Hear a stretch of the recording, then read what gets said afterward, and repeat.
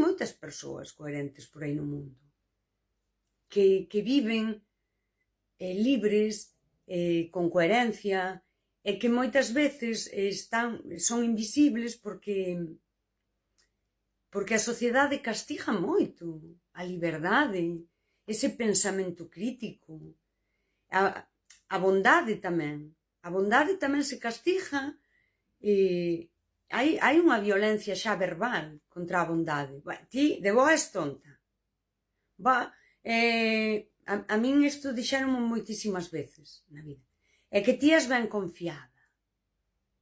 E eu, cando me din isto, pois ao mellor porque te traizou unha persoa que querías, dixo, é que de feito, se non confiase, esa persoa non estaba na miña vida. Eu, se confío nunha persoa, ou seja, se a teño na miña vida é porque confío.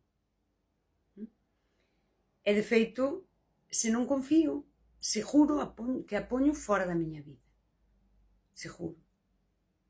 E ser confiada, para min, tamén é unha cuestión de ética relacional.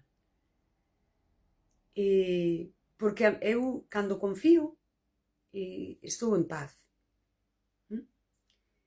E como precisamente non podo controlar o que fan as outras persoas, eu confío. Para estar eu ben. E se despois me minten, me traizoan ou o que sexa, e rompen esa confianza, pois eu sei que teño a capacidade emocional de xestionar iso e seguir adiante.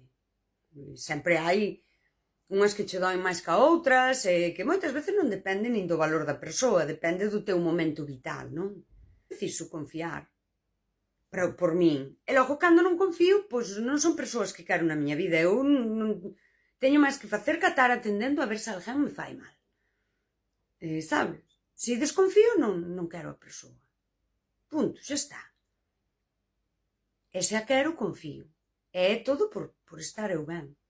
É un acto egoísta, en certo modo.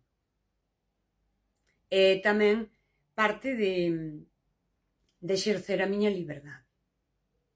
Sí, porque se eu aceptase na miña vida persoas nas que non confío e estivese pendente, eu aí sinto que perdo liberdade. Perdo liberdade de ser. Vou falar condicionada. Vou facer cousas condicionada. Eu non quero vivir condicionada.